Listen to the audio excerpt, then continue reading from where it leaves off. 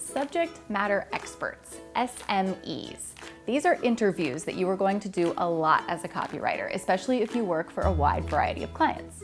Unfortunately, interviewing skills are something that you really have to learn. So I want to take you through how I do subject matter expert interviews and give you some tips for how to get the best content out of people who know what they're talking about. I'm Youell from Hire a Writer. Hire a Writer is a world-class copywriting agency.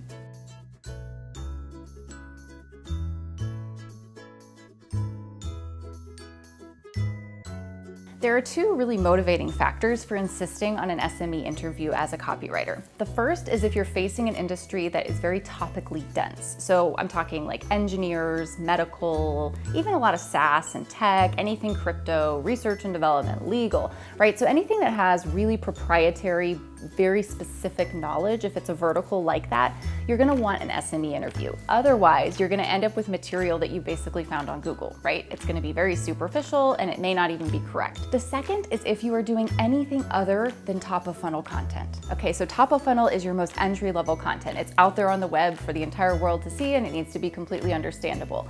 In a lot of industries that favor that dense, complex topics, you need to get deeper, and as people get further along the funnel, there's gonna be more like foundational understanding. So they already know very basic things about the field. So for instance, like I work for a company that does data location, right? So data location analysis and geolocation and things like that. Data scientists don't want to read a top of funnel web page. They want deeper understanding of what this platform offers and how it provides thoughtful analysis opportunities, what the data sets are. Anyway, point being, it's very complex. So I can't make that up based on what I find on Google. So if you get to the point where you want to create more thought leadership pieces, white papers, things like that, SME interviews are going to be the absolute foundation of all the topics you cover. Very much related to those two driving factors are the fact that the people who you're going to interview as subject matter experts in these different fields are going to be industry experts. So they're people who have the vocabulary, who have the knowledge, who have the understanding. They're also people who have a lot of assumptions that other people understand what they're talking about. So if you've ever sat next to like a tax accountant at a dinner party, you know what I'm talking about. They think you understand all of these things, and they mention forms and they mention acronyms and they mention processes that you're like, I don't, okay. So the way you need to approach a subject matter expert interview with somebody like that is really important. And it doesn't have to be that you get a dissertation level knowledge on their field, but you do need to have the right kind of vocabulary and understanding. So that's what we're gonna start with. How do you prepare for a subject matter expert interview? All right, so like I said, you don't have to like go super deep, but to prepare for a subject matter expert interview, I suggest 15 minutes, 15 to 20 minutes. You need to Google, first of all, you have to Google their company and you have to Google them. I would strongly suggest that you look at their LinkedIn profile, see what kind of personality they have, see what kind of other things they've written, the things that they like even, will tell you what they think is good. So that's just gonna give you a baseline from like a copywriting perspective. And then from the industry perspective, Google the industry. Get some terms. If there's been anything in the news about the industry, read it quickly. Just like scan it, especially if it's been in Forbes or Harvard or somewhere else, WAPO, New York Times.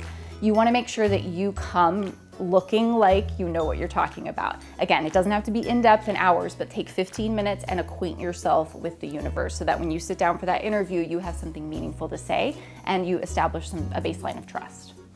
So get a little bit of knowledge. And then the next step of preparation is gonna be questions. And I put this with like a huge but. Everyone I know has a big butt. Come on, Simone, let's talk about your big butt. Okay, yes. You want to get together an idea of what you are going to ask the subject matter expert. However, I have never gotten good results from asking questions I'm reading off a screen. People don't respond well to that. They don't sound natural. And one of the goals, which we're gonna talk about in just a second, of an SME interview is to get quotes. So you're gonna end up with these like really robotic, like value proposition, elevator pitch sounding stuff if you ask them like, what do you think are the 5 biggest trends in the industry of data analysis? Like, people aren't that's not how people have conversations. And the goal of a good SME interview is not just to have a question answer, but to have a conversation. In my opinion, the subject matter expert should talk 95% of the time that you're in this interview, okay? So really, your biggest talking is like at the very beginning and the very end. So think about the kind of questions that you want to ask, and then think about how to ask them. It should go without saying that you should never ask a yes or no question, all right? So ask like, do you think that the world of AI is developing in a way that helps global economies? Like, don't ask that question. That's a stupid question. It's a yes or no question, right? So you have to always ask open-ended questions, obviously. So let's go through some examples of questions that you would ask, leading questions that help people give you good answers. Okay, I'm gonna like read these to you because I wrote them down. So first, like, tell me about how your company started. People love an origin story and they want to talk about themselves. In case you haven't met humans, humans like to talk about themselves. So how did your company start? Where did the idea for X come from? People like to talk about how they got the idea for something. I'd love to learn about how you feel X is new. How do you feel like this is something new in the market? Everyone wants to think that what they're doing is new, so that's a good question. Talk to me about the connection between X and X in the market. Again, you have to be careful that you don't ask them questions like to compare their product or service or idea or whatever with something else. Like, I read an article in Harvard Business Review that talked about the exact same thing you're about to talk about. Like, that diminishes the importance of their idea and it undermines their confidence. So I'll say, like, no matter how authoritative or even like famous the person you're interviewing is, there's always an underlying element of insecurity when you first enter a call with somebody like this. And you have to put them at ease right away or the conversation is going to be stilted and awkward. So those are just a few examples of ideas. And then I wanted to give you like some examples to the opposite, because obviously I train writers, so I watch a lot of people have these conversations, and these are some of the critiques that I have for them. When they ask questions like this, it's like a death blow to the conversation and the creativity. So like, who has influenced you most in your career? Don't ask somebody that. They're not prepared with that kind of answer. Even if you sent them like questions in advance or like, here are the things we're gonna talk about, which I generally don't recommend doing because then they get really canned answers. But they're not prepared to answer something like that. It puts them on the spot and it makes them feel awkward if they don't have an answer. You want every single thing you ask them, you want to know already they're gonna have an answer for this. And that's why it's a lot of like personal stories, the journey of the company, that kind of stuff. You don't want to ask them, who do you see as a great competitor in this space? I've heard people ask that. Like, don't ask them about their competitors. That's not what this is about. You don't ever want to ask them to name something or to cite a statistic, because that, again, it, like, even if they're, you know, the most like in-depth research scientists in the world in a specific field, it calls them out and it puts them on the spot, which makes them feel uncomfortable potentially. When did this happen? Unless it's like, you want to know the basic year their company started, don't ask about timelines, because again, it makes them feel like they try to remember and then you're wasting time.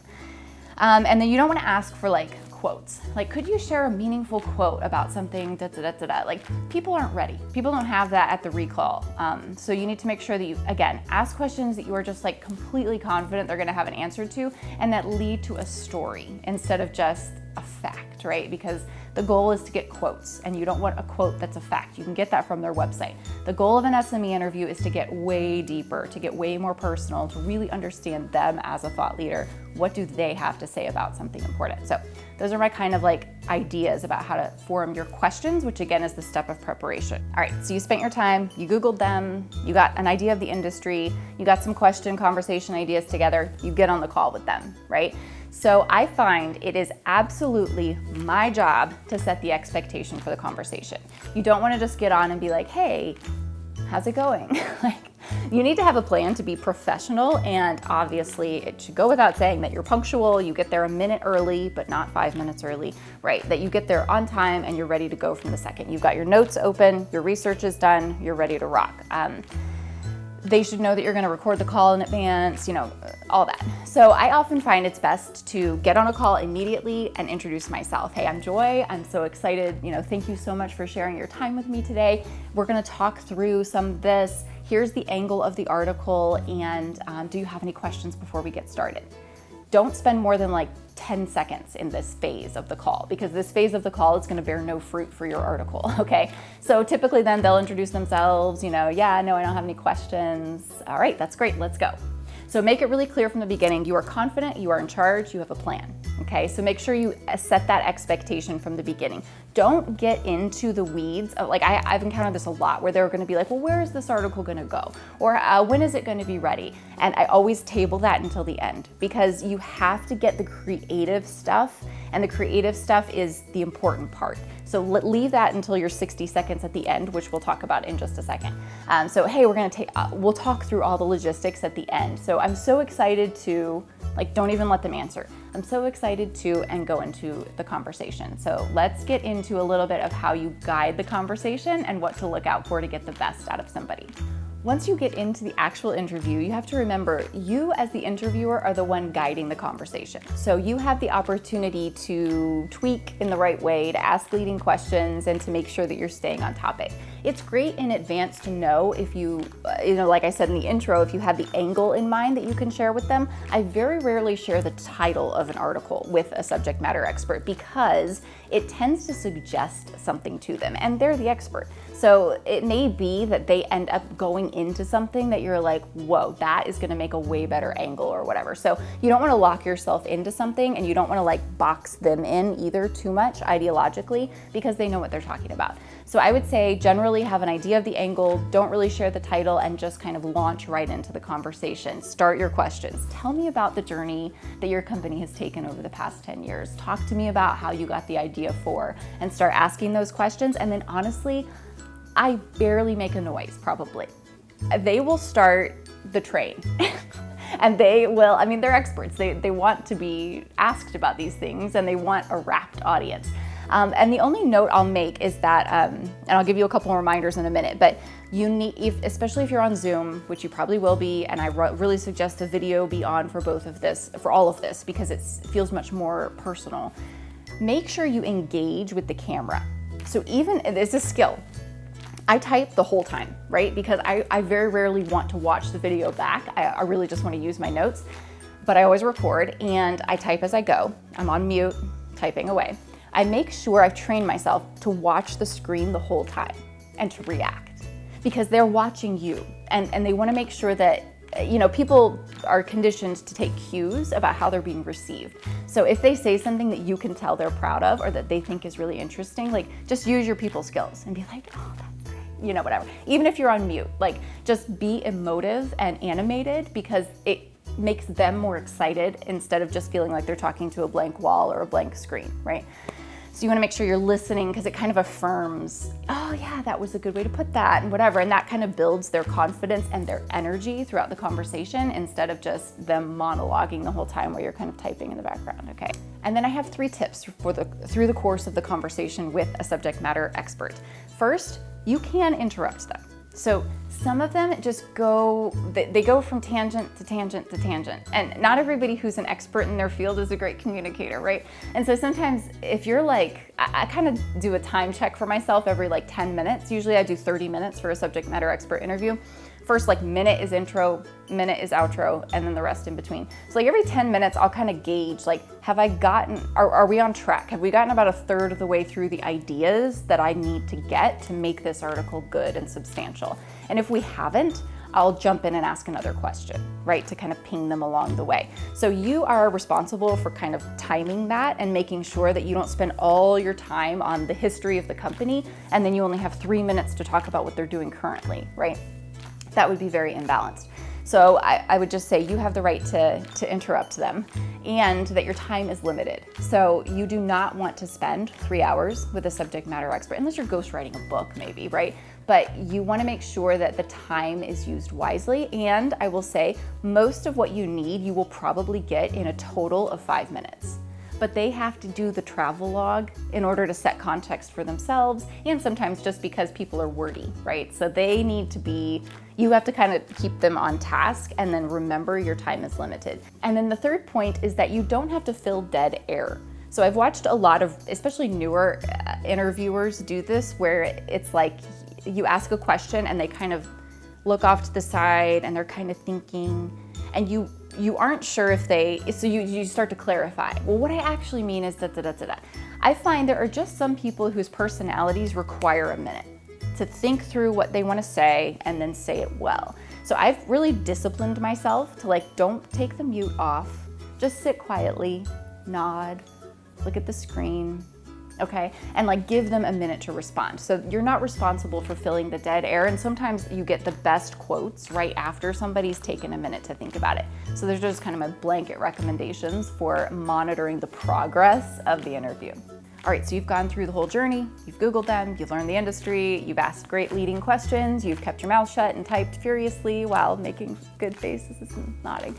Then the last 60 seconds, and I do not leave longer than 2 minutes probably total for a wrap up, because again, you want the most conversation to be them telling you all the things they know. So I really do though earmark the last 2 minutes very carefully, so it's not just, okay, well this was great, thanks, and I'll talk to you soon. That is not a good wrap up, okay? Same way you set expectations at the beginning, you need to set expectations at the end. So I always end with, okay, this was great. Thank you so much for sharing today. So I feel like I have a good understanding of, the history of the company, where this idea came from, what you guys are doing in the market. If you can think of any resources, and this is a good cutoff spot right here, okay? So listen, if you could think of any resources afterwards that you want to share with me, feel free to email those to me, because sometimes you're going to get, especially if they're like information heavy kind of people, you're going to get, oh, well, I also want to talk about this. Oh, well, I also want to talk about that. And as much as you're like respecting their time by calling it, you're respecting your own time so that you're not spending hours talking about this, right? Especially if it's like a 1,000-word article. Again, you probably got what you needed in 5 minutes. So make sure that you call the time. I see we're at time. I want to respect that. If you have any, and if they interrupt you, okay, yeah, oh, I'd love to talk about this. That's awesome. So let's do this. Email me after this. Think of all the extra resources that I could use to inform this. Again, you probably won't use any of them. And email them to me or Slack me or however you're communicating, and I'll make sure I get those to you.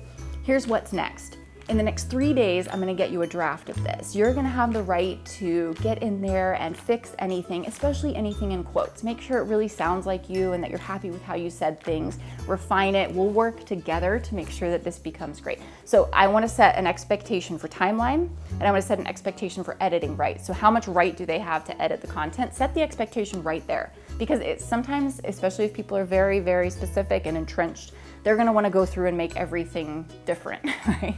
And so it's like, no, you said this stuff, so this is right, whatever. So if you have any restrictions on editing, set that expectation there. And then wrap it up. Thank you so much. Again, thank you for spending your time with me. I know it's valuable. I know you're an important person, and whatever. Make sure that you end well, and then establish, those next steps and ways that you're gonna follow up, ways they can follow up with you, and then leave with a great goodbye. If you have any questions, just drop them in the comments below. I check them every so often. And you can definitely subscribe to my channel where I talk all about copywriting, what it's like to run an agency, what it's like to be a copywriter, and how to write great conversion-oriented copy.